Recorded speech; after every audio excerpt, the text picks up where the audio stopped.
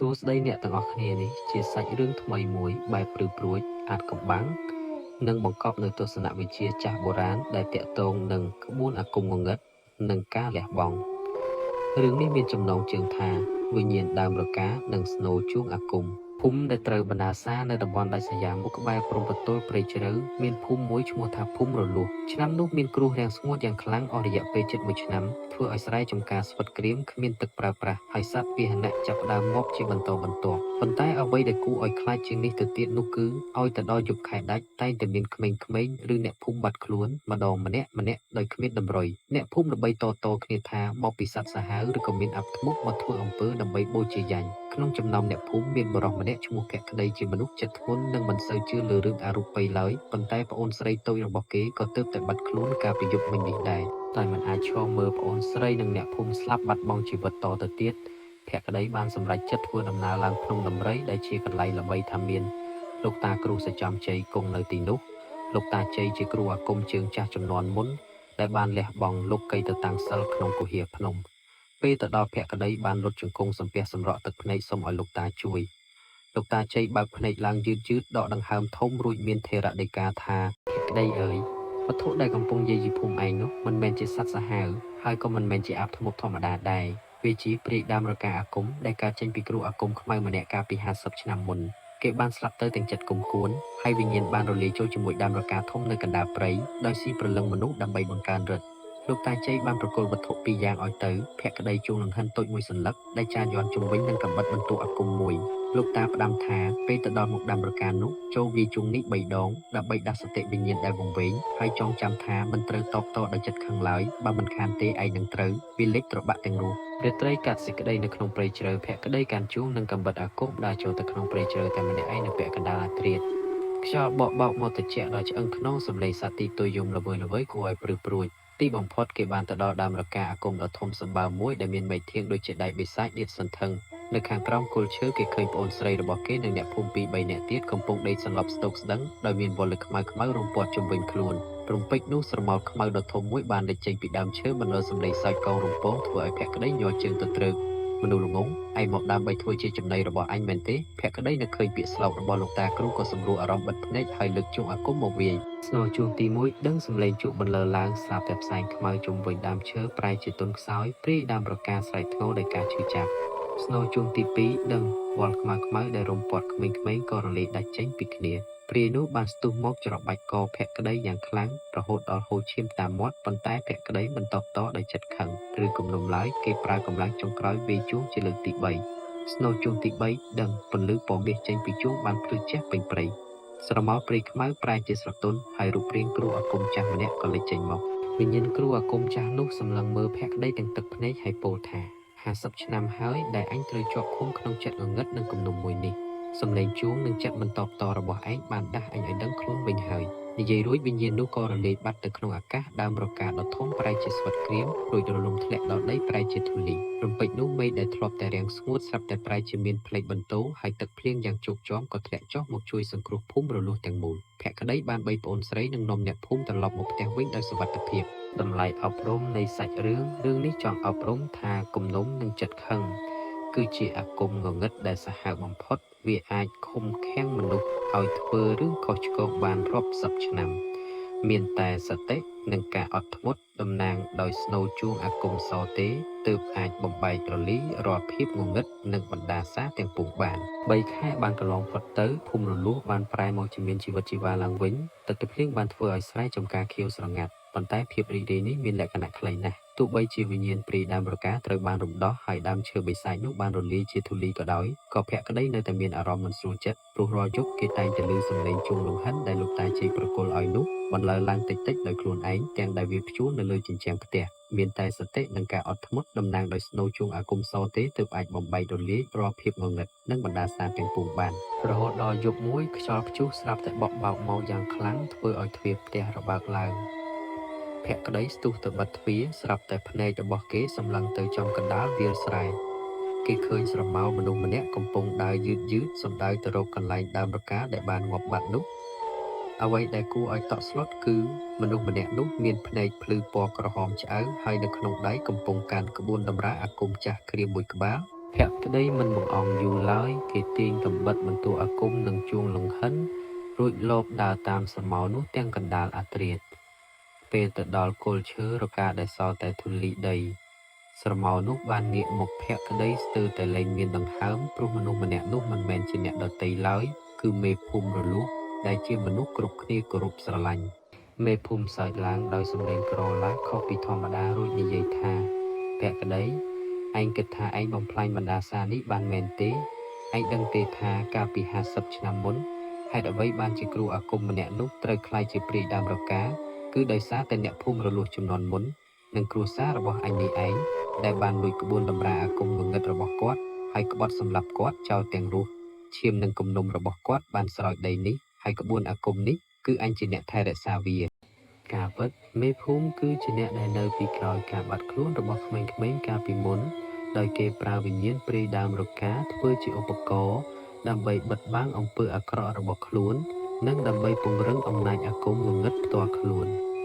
ពេលនេះព្រាយដើមរកាស្លាប់បណ្ដាសាធ្លាក់មកលើមេភូមិវិញធ្វើឲ្យគេវង្វេងស្មារតីលែងជាមនុស្សមេភូមិបានចាប់ផ្ដើមសូត្រគាថាភាសាបុរាណស្រាប់តែដីជុំវិញនោះប្រែជាក្រហាយដោយរង្គើសែងខ្មៅរាងដោយសត្វពស់ជាច្រើនបានស្ទុះចេញពីក្បួនតម្រាសំដៅមកចឹកខំភក្តីដឹងថាលើកនេះមិនដូចលើកមុនទេព្រោះមេភូមិជាមនុស្សដែលមានចិត្តលោភលន់និងមានជីវិតពិតមិនមែនជាវិញ្ញាណដែលត្រូវដាស់សតិនោះឡើយភក្តីលើកជួងមកវាយឌីងឌីងប៉ុន្តែសំឡេងជួងគ្រាន់តែអាចទប់ផ្សែងខ្មៅបានមួយគណៈប៉ុណ្ណោះអំណាចអាគមរបស់មេភូមិកាន់តែខ្លាំងឡើងរហូតដល់ជួងលង្ហិនក្នុងដៃភក្តីចាប់ផ្ដើមឡើងកម្ដៅក្រហមដូចភ្លើងក្នុងស្ថានភាពដ៏ប្រកាសសន្នស្រាប់តែមានពន្លឺពណ៌សក់មួយជ្វេកាត់ភាពងឹតលោកតាគ្រូសចំជ័យបានលេចខ្លួនឡើងទាំងរិទ្ធអំណាចពេញទូខ្លួនលោកតាបានក្រវ៉ាត់ខ្សែអង្កាំអាគមទៅព័ទ្ធជុំវិញមេភូមិរួចស្រែកប្រាប់ភក្តីថាភក្តីអាគមងងឹតកាត់ចេញពីតម្រាចូលឯងប្រើកំបិតបន្ទោះអាគមចាក់បំផ្លាញសៀវភៅតម្រានោះទៅលឿនឡើងភក្តីប្រមូលកម្លាំងចិត្តនិងក្តីក្លាហានទាំងអស់គេមិនញញើតនឹងផ្សែងពុលដែលកំពុងរុំព័ទ្ធខ្លួនឡើយគេស្ទុះទៅមុខរួចចុចកបិតបន្ទោះអាគមស័ក្តិសិទ្ធិចំកណ្ដាលក្បួនតម្រាចាស់បុរាណនោះប្រាវសំឡេងផ្ទុះមួយបានបន្លឺឡើងយ៉ាងខ្លាំងក្បួនតម្រាអាគមខ្មៅត្រូវបានភ្លើងពណ៌ខៀវឆេរ៉ូលីកតិចគ្មានសល់ផ្សែងខ្មៅនិងអំណាចងងឹតទាំងឡាយត្រូវបានស្រូបបាត់ទៅក្នុងដីមេភូមិបានដួលសន្លប់ស្តុកស្ដឹងបាត់បង់វិជាការងងឹតទាំងអស់ហើយប្រែមកជាមនុស្សចាស់ទន់ខ្សោយធម្មតាម្នាក់ពន្លឺព្រះអាទិត្យព្រឹកព្រលឹមបានរះឡើងបំភ្លឺដីភូមិរលួសជាថ្មីម្ដងទៀតលោកតាជ័យបានសម្លឹងមើលភក្តីដោយក្តីមោទនៈរួចមានថេរដីកាថាចំណងពិតប្រាកដត្រូវបានដាច់ហើយចងចាំដឹងភក្តីវត្ថុអាគមទោះខ្លាំងពូកែយ៉ាងណាបើធ្លាក់ក្នុងដៃមនុស្សអាក្រក់វានឹងក្លាយជាអាវុធសម្លាប់មនុស្សតែបើស្ថិតក្នុងដៃមនុស្សមានសិលធម៌ដូចឯងវាគឺជាខែលការពារលោកីចាប់ពីថ្ងៃនោះមកភក្តីបានក្លាយជាអ្នកថែរក្សាជួងលំហិនសក្តិសិទ្ធិនិងរស់នៅការពារភូមិរលួសដោយសេចក្តីសុខសាន្តរហូតតរៀងទៅស្លាកស្នាមដែលមិនរលប់មួយឆ្នាំក្រោយមកមេភូមិចាស់បានទទួលមរណភាពដោយជរាពាធនិងការដឹងកំហុសអ្នកភូមិរលួសបានរួមរស់ជាមួយគ្នាយ៉ាងសុខសាន្តហើយភក្តីត្រូវបានអ្នកស្រុកគោរពស្រឡាញ់និងតែងតាំងជាមេភូមិថ្មីជំនួសវិញប៉ុន្តែមានរឿងចម្លែកមួយបានកើតឡើងចំពោះភក្តីចាប់តាំងពីរាត្រីដែលគេបានប្រើកំបិតបន្ទោះអាគមចាក់ទម្លុះសៀវភៅតម្រាខ្មៅមកជើងខាងស្ដាំរបស់គេចាប់ផ្ដើមប្រែជាខ្មៅស្រអាប់និងមានវ៉លលីរាងដូចសរសៃឈាមខ្មៅរាលដាលឡើងបន្តិចម្ដងវាគឺជារពឹសអាគមត្រឡប់ដែលហក់មកប្រឡាក់រូបកាយគេក្នុងពេលដែលតម្រាត្រូវបានបំផ្លាញភក្តីដឹងច្បាស់ថាប្រសិនបើសរសៃខ្មៅនេះរាលដាលដល់បេះដូងគេនឹងត្រូវស្លាប់ឬក៏ត្រូវប្រែជារូបរាងបិសាចដោយព្រាយដើមរកានោះដែរដើម្បីសង្គ្រោះជីវិតខ្លួនឯងនិងមិនចង់ឲ្យវិញ្ញាណអាក្រក់មកយាយីអ្នកភូមិម្ដងទៀតភក្តីបានសម្រេចចិត្តប្រគល់ការងារភូមិឲ្យប្អូនស្រីមើលថែរួចក៏ធ្វើដំណើរឡើងទៅលើភ្នំដំរីម្ដងទៀតដើម្បីជួបលោកតាគ្រូសចំជ័យប៉ុន្តែពេលទៅដល់គុហាភ្នំអ្វីៗបានប្រែប្រួលទាំងស្រុងគុហាទាំងមូលស្ងាត់ជ្រងំលោកតាជ័យមិនបានគង់នៅទីនោះទៀតឡើយនៅលើផ្ទាំងថ្មដែលលោកតាធ្លាប់តាំងសិលមានបន្សល់ទុកតែសន្លឹកសាស្ត្រាស្លឹករឹតមួយសន្លឹកនិងកូនសល្ហិនបុរាណមួយនៅលើសន្លឹកសាស្ត្រានោះមានចាអក្សរមន្តអាគមដែលចាំងពន្លឺតិចព្រមទាំងបណ្ដាំរបស់លោកតាជ័យថាភក្តីការដែលឯងសម្រេចចិត្តបូជាសាច់ស្រស់ឈាមស្រស់ដើម្បីជួយអ្នកភូមិឯងបានជាប់ចំណងកម្មអាគមនេះហើយ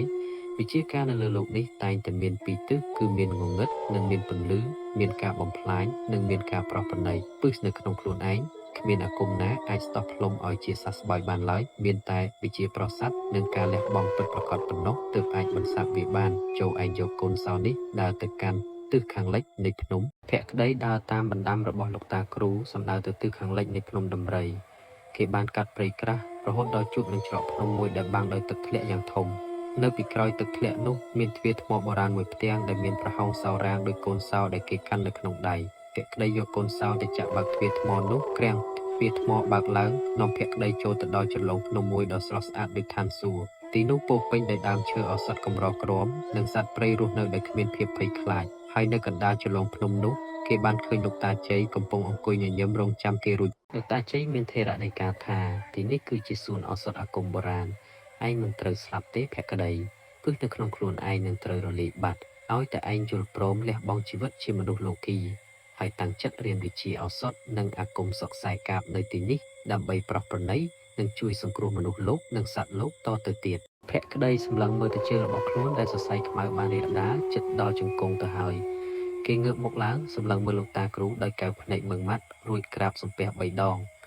កូនចៅស្ម័គ្រចិត្តលះបង់រឿងលោកីដើម្បីបន្តកន្លងធម៌និងវិជ្ជាការរបស់លោកតារំពេចនោះពន្លឺពណ៌បៃតងខ្ចីចេញពីដើមឈើឱសថជុំវិញខ្លួនបានហោះមករំពាត់ជើងរបស់ភក្តីធ្វើឲ្យសរសៃឈាមខ្មៅទាំងប៉ុន្មានរលាយបាត់ទៅភ្លាមជំនួសមកវិញនៅអារម្មណ៍ស្រស់ថ្លានិងកម្លាំងពលំមាំមួនជាងមុនរាប់សិបដងចាប់ពីពេលនោះមកនៅក្នុងដំណើរស្រុកខ្មែរលែងមានឈ្មោះបរោះឈ្មោះភក្តីទៀតហើយប៉ុន្តែអ្នកស្រុកតែងតែនិយាយតគ្នាពីលោកតាគ្រូជ័យក្មេងឬគ្រូអាគមប្រោសស័កដែលរស់នៅអាថ៌កំបាំងក្នុងព្រៃភ្នំឲ្យតែមានអ្នកភូមិណាដែលរងគ្រោះដោយសារអំពើអាបធ្មប់អាគមងងឹតឬជំងឺដែលមើលមិនជាហើយមានចិត្តបរិសុទ្ធទៅផ្សងសុំជំនួយ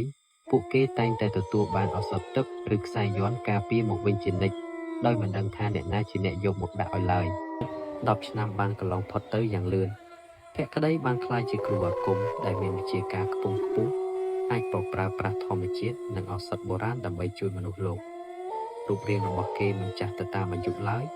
ដោយសារតែអំណាចនៃការតាំងសិលនិងទឹកអម្រឹតនៅក្នុងជ្រលងភ្នំអាថ៌កំបាំងយប់មួយចំថ្ងៃសិលខែដាច់ស្រាប់តែសត្វព្រៃទាំងឡាយនៅក្នុងជ្រលងភ្នំប្រែជាស្រែកយំដោយភាពភ័យខ្លាចទឹកធ្លាក់ដ៏ធំដែលជាទ្វារបំបាំងច្រកចូលស្រាប់តែប្រែជាពណ៌ឈាមក្រហមឆ្អៅទ្វារថ្មបុរាណបានបើកឡើងទាំងបង្ខំដោយសារកម្លាំងខ្យល់ខ្មៅដ៏សាហាវមួយបក់បោកចូលមកនៅក្នុងផ្សែងខ្មៅនោះមានបុរសម្នាក់ពាក់អាវ៉ាន់ពណ៌ខ្មៅភ្នែកឡើងក្រហមដូចភ្នក់ភ្លើងដើរចូលមកទាំងស្នាមញញឹមគួរឲ្យព្រឺព្រួយគេឈ្មោះកែវជាអតីតសិស្សច្បងរបស់លោកតាជ័យដែលត្រូវបានដេញចេញពីសំណាក់កាលពី20 ឆ្នាំមុនដោយសារតែលោករៀនវិជ្ជាអាគមងងឹតក្បួនប្រហារកែវសម្លឹងមើលភក្តីដោយកែវភ្នែកច្រណែននិងខឹងសម្បារួចនិយាយឡើងដោយសំឡេងក្រឡភក្តីឯងគ្រាន់តែជាក្មេងជំនាន់ក្រោយសោះបែរជាមានសំណាងបានទទួលមរតកសួនឱសថទឹកនិងសន្លឹកសាស្ត្រាប្រសាទពីលោកតាជ័យទៅវិញចូលប្រកួតសន្លឹកសាស្ត្រានោះមកឲ្យអញភ្លាមបើមិនចង់ឲ្យច្រឡងភ្នំនេះប្រែជាវាលពិឃាតទេនោះភក្តីអង្គុយធ្មេចភ្នែកយ៉ាងស្ងប់ស្ងាត់រួចឆ្លើយតបវិញយ៉ាងទន់ភ្លន់ព្រាមច្បងកែវវិជ្ជាការនៅលើសន្លឹកសាស្ត្រានេះមិនមែនជាវត្ថុសម្រាប់ដណ្ដើមយកទៅធ្វើជាធំឬបង្កសង្គ្រាមឡើយចិត្តរបស់រៀមច្បងពោពេញដោយភ្លើងកិលេសបើទោះជាបានវាក៏មិនអាចប្រើការបានដែរលើបែបនេះកែវខឹងសម្បាយយ៉ាងខ្លាំងក៏ចាប់ផ្ដើមលើកដៃសូត្រគាថាដាស់អាគមកូនក្រកនិងក្របីឆ្លាក់ពីឈើរកាមឈូសស្ទុះទៅវាយប្រហារភក្តីភ្លាមនេះជាការប្រយុទ្ធគ្នាយ៉ាងស្វិតស្វាញរវាងកម្ពុជាវិជាទាំងពីរកែវបញ្ចេញព្រលឹងខ្មោចព្រាយបិសាចនិងប្រើវិជាកាប់កាត់អាកាសបាញ់ចេញជាផ្លេកបន្ទោពណ៌ខ្មៅសម្ដៅទៅកាប់បំផ្លាញអ្វីគ្រប់យ៉ាងភក្តីមិនប្រើអាវុធឡើយគេលើកដៃសំពះសូត្រគាថាមហាមេត្តាបង្កើតជាខែពន្លឺពណ៌មាសរាងដូចផ្កាឈូកការពារខ្លួននិងសត្វព្រៃជុំវិញទោះបីជាខែពន្លឺរបស់ភក្តីខ្លាំងយ៉ាងណាក៏ដោយក៏អំណាចងងឹតរបស់កែវដែលសន្សំរាប់សិបឆ្នាំពីភ្នំគូលែនមានភាពសាហាវខ្លាំងណាស់វាបានបុកទម្លុះខែពន្លឺបន្តិចម្ដងរហូតដល់ភក្តីត្រូវខ្ទាតទៅបុកនឹងផ្ទាំងថ្មហូរឈាមតាមច្រមុះនិងមាត់កែវសើចកងរំពងហាវិជាប្រសាទរបស់ឯងមានតែចិត្តអាណិតមិនអាចសម្លាប់អញបានឡើយឯងត្រូវតែស្លាប់ក្នុងស្ថានភាពដ៏ខ្សត់ភក្តីនឹកឃើញបណ្ដាំចុងក្រោយរបស់លោកតាជ័យដែលថាវិជាប្រសាទមិនមែនមានន័យត្រឹមតែការមើលជំងឺនោះទេគឺមានន័យដល់ការប្រោះដោះលែងវិញ្ញាណដែលងងឹតវង្វេងផងដែរភក្តីមិនរត់គេចឬតបតដោយកំហឹងឡើយគេដើរយឺតសំដៅទៅរកកែវទាំងបើកទ្រូងចំហកែវទាញកបិតស្នៀតអាគមចាក់ចំទ្រូងខាងឆ្វេងរបស់ភក្តីយ៉ាងពេញទំហឹងផូសឈាមរបស់ភក្តីហូរចេញមកប៉ុន្តែវាមិនមែនជាពណ៌ក្រហមធម្មតាទេវាជាឈាមដែលរលាយជាមួយពន្លឺពណ៌មាសនៃសិលវិន័យឈាមនោះបានស្រក់ទៅលើកាំបិតស្នៀតនិងដៃរបស់កែវរួចរាលដាលចូលទៅក្នុងខ្លួនរបស់កែវរំពេចនោះអំណាចងងឹតនិងរូបព្រលឹងបិសាចដែលនៅក្នុងខ្លួនរបស់កែវត្រូវបានកម្ដៅនៃឈាមសិលរបស់ភក្តីរលាយបន្សាបបាត់អស់គ្មានសល់កែវដួលចុះមកដីស្រែកធ្ងោដោយការឈឺចាប់ព្រោះវិជាខ្មៅដែលគេធ្លាប់មានត្រូវបានលាងសម្អាតចេញទាំងស្រុងកែវសម្លឹងមើលភក្តីទាំងភ័យខ្លាចនិងឆ្ងល់ថាហេតុអ្វីបានជាឯងសុកចិត្តឲ្យអញចាក់ឯងមិនខ្លាច ស្លាប់ទេឬភក្តីញញឹមទាំងមុខស្លេកស្លាំងរួចដកកំបិតចេញពីទ្រូងរបួសរបស់គេចាប់ផ្ដើមចិត្តមកវិញភ្លាមៗដោយសារអំណាចអសត់ទឹករួចហុចដៃទៅលើកែវរៀមច្បងកែវបើខ្ញុំមិនឲ្យរៀមច្បងចាក់ទេនោះចិត្តគុំគួនអាគមងឹតរបស់រៀមច្បងនឹងមិនអាចរលាយឡើយពេលនេះរៀមច្បងលែងជាគ្រូអាគមខ្មៅទៀតហើយរៀមច្បងគ្រាន់តែជាមនុស្សធម្មតាម្នាក់ចូលរស់នៅរៀនសូត្រធម៌និងជួយថែរក្សាសួនឱសថនេះជាមួយខ្ញុំចាប់ពីពេលនេះទៅចុះកែវស្រក់ទឹកភ្នែកក្រាបសំពះសូមទោសភក្តីនិងវិញ្ញាណក្ខន្ធលោកតាជ័យចាប់ពីថ្ងៃនោះមកនៅក្នុងជលងភ្នំអាតកំបាំងមានគ្រូអាគមសពពីររូបសិស្សច្បងនិងសិស្សប្អូនរួមកម្លាំងគ្នារក្សាវិជាការបុរាណខ្មែរដើម្បីការពារទឹកដីនិងប្រោសសត្វលោកដោយភាពត្រជាក់ត្រជុំជារៀងរហូតមកសាច់រឿងនេះសូមចប់តែប៉ុណ្្នេះសូមជួយចុច Subscriber ខ្ញុំម្នាក់មួយផងណាដើម្បីទទួលបាននូវវីដេអូថ្មីទៀតសូមអរគុណ